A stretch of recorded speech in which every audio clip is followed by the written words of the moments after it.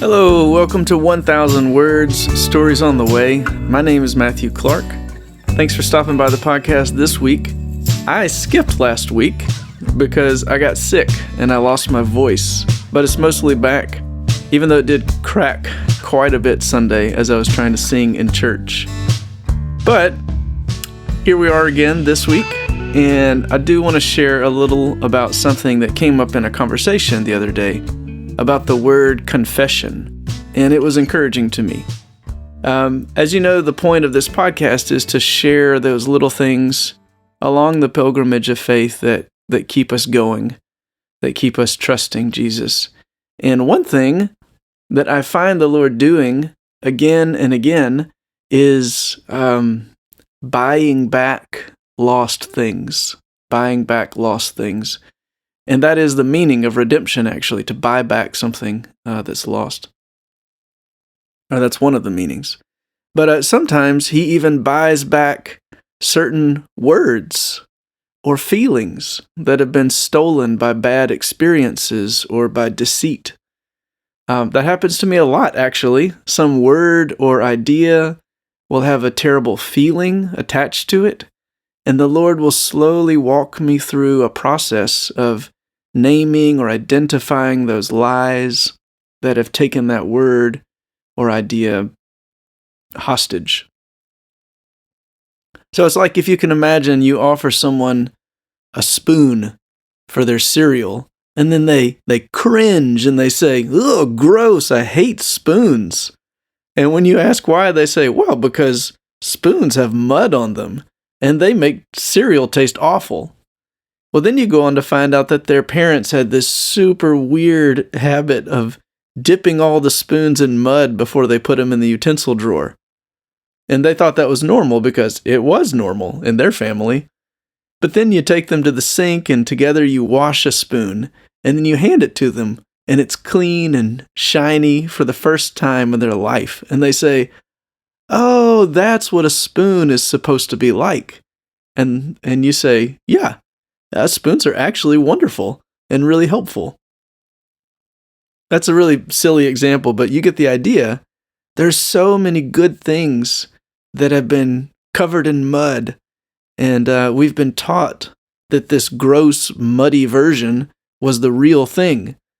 And so the Lord is always having to do the dishes, but he's a humble servant like that, and he doesn't seem to mind that kind of ordinary redemptive work. So, one quick thing before we get to the episode. Right now on Instagram, we're doing the cover reveal for the upcoming book, A Tale of Two Trees, Meditations on Faith-Keeping in Story and Song. And you can see the cover reveal on Instagram. My Instagram handle is @MatthewClarkNet. So you can go check that out. Okay. Here is this week's episode entitled, "I Have a Confession to Make."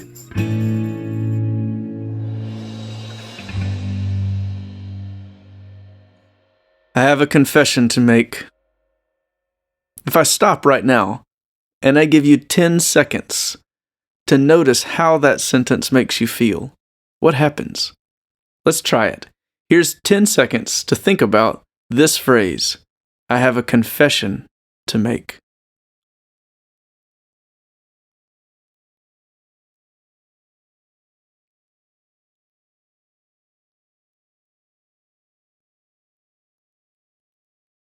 Okay, here's what I bet you felt. You probably felt excited, eager, relieved, calm, as if a breath you'd been holding in too long was finally allowed to exhale so you could relax, right? No? I'm being silly, of course. If you're like me, confession brings up feelings that fit more into the category of worry and fear instead of comfort or relief. But why might that be? Yesterday, in a meeting with fellow writers for the Cultivating Project, we were talking about some of the themes that we wanted to focus on in upcoming issues. Over the course of a year, we tend to write around a progression of topics. Lancia Smith, who leads Cultivating, is very deliberate about designing the publication both as a ministry to readers and as a ministry to the writers. We're each being asked to explore topics as a way to challenge and develop our own life of faith through reflection and the discipline of writing the essays that make up each issue. And Lancia has said many times that the Cultivating Project is, first, a discipleship fellowship meant to raise up writers. Here's an excerpt from the website. The Cultivating Project is a nurtured fellowship of Christian writers and makers committed to cultivating holy character, deep-rooted community, and excellence of craft. Together we offer a type of pilgrim's inn through our publications, workshops, and products, each one made to inspire, strengthen, and give courage to our fellow sojourners. So, as a part of that, we were meeting yesterday to discuss our current topics, and a lot of folks have been struggling. We all carry so many wounds, so many fears and insecurities. It can be so discouraging on the one hand, yet, on the other hand, what a comfort it is to discover yourself nowhere near as alone as you had thought. So as our little fellowship of cultivators confessed our common fears, something wonderful began to emerge. Voices of courage and support stirred and declared another reality. Belovedness was assured. Giftedness and calling were restated. Capacity for beauty and the capability to bring about by God's grace good, nourishing things was acknowledged and affirmed. Do you notice what happened? We confessed fears and faults to one another, and what followed was an outpouring of courage and possibility. But here's the strange thing I want to say about confession in this instance. It's that both sides of that experience, the fears and the encouragement, were both instances of confession. Earlier, when I gave you 10 seconds to notice the feelings that came up when the word confession is mentioned, my assumption is that those feelings were most likely negative, at least primarily negative and worrisome. And I wonder if that might be because confession is primarily associated with sin. For most of us, confession means, maybe even exclusively means, to acknowledge something terrible about ourselves. By association, then, confession is a fearful word. What I want to point out, though, is that it's actually a beautiful word. Let's be a little curious about it and look closely. In Scripture, confession comes from a Greek term, homologeo, that has two parts. The first part, homo, means same, and the second part, logeo, means speech. So confess is a word that simply means to say the same thing together. The word in itself is not negative. For instance, if I say, I want a strawberry milkshake, and you say, yes, you do want a strawberry milkshake. You just made a confession.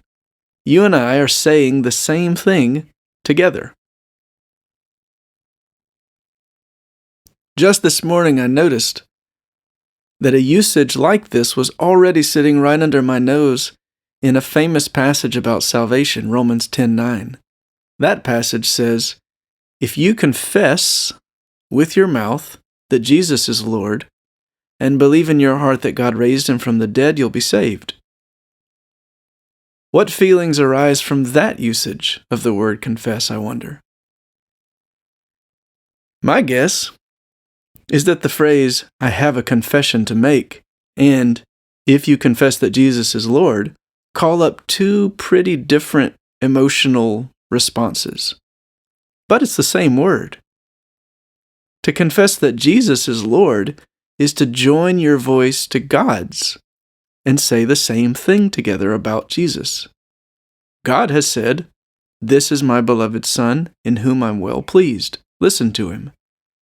And to confess is to simply say, "Yes, I agree with you, God. I've heard what you're saying about Jesus, and I'll say it with you." In other words, confession is simply to agree with God about reality. It's to admit the truth about the way things are in general. So if I say, "Water is wet," and you say, "Yep, it's some of the wettest stuff around," we've just made a good confession, and we're saying the same thing together about reality. Now here's where sin comes in. We're out of harmony with reality. And if we're going to be healed, we've got to get in touch with what's actually going on.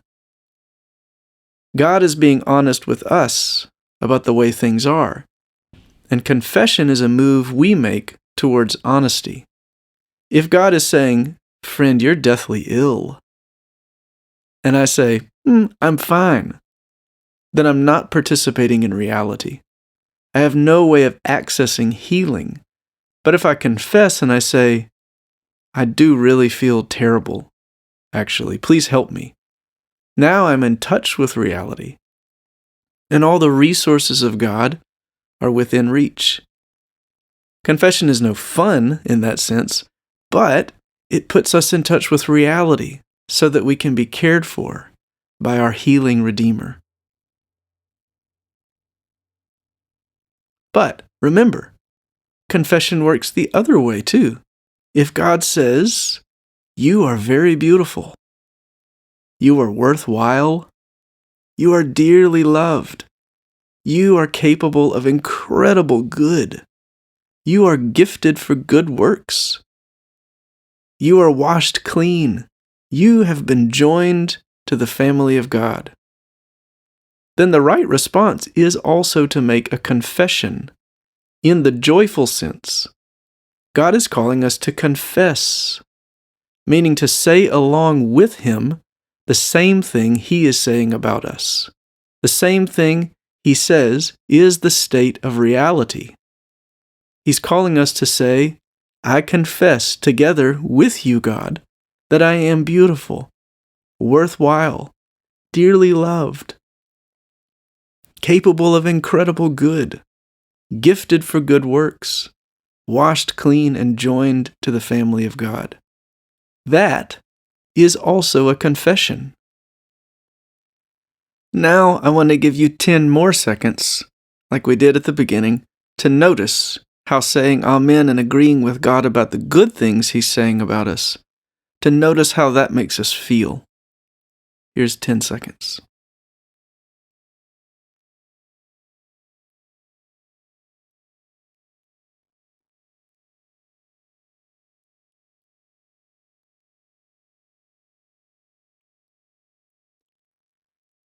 God is telling us the truth about reality, about our situation, about ourselves. Confession encompasses all of that. Confession is, of course, to agree with God about our rebellion and woundedness, but it's much bigger because our sin and our shame have been not minimized, but swallowed up by God's love.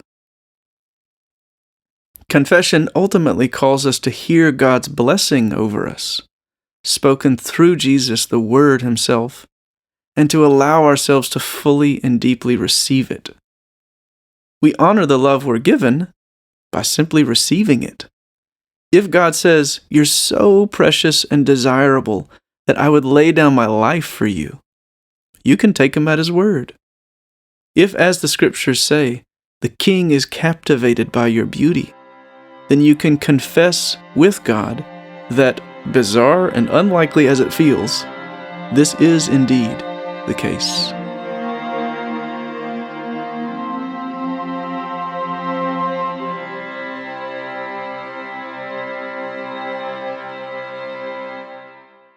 This week I was talking with one of my friends and fellow writers for the Cultivating Project, Amy Malskeit. Amy has such a tender heart for people, and she's very sensitive to the way the Lord longs to heal and speak blessing to our hurting places. And so I asked if she'd be willing to close this episode with a prayer.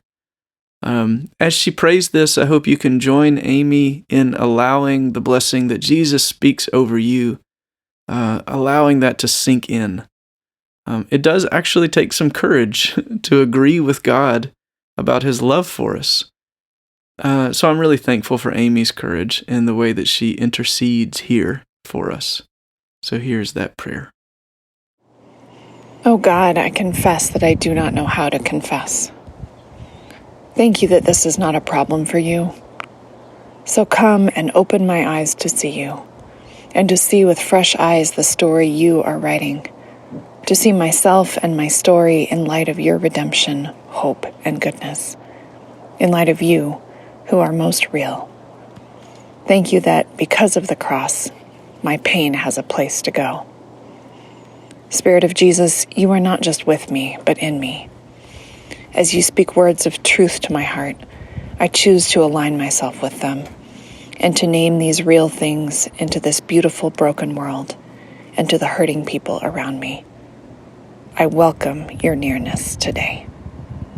May it be so. Thank you, Amy. I will post the text of that prayer as well as the text of the essay over on my website, matthewclark.net/1000 words. I'll also post a few links to other things that Amy has written for the Cultivating Project that you'll want to check out. And if you enjoy something Amy has written, please let her know. Let her know by commenting on this podcast or commenting over at the Cultivating Project. Okay, thanks so much for being here this week. I will see you next time on 1000 Words.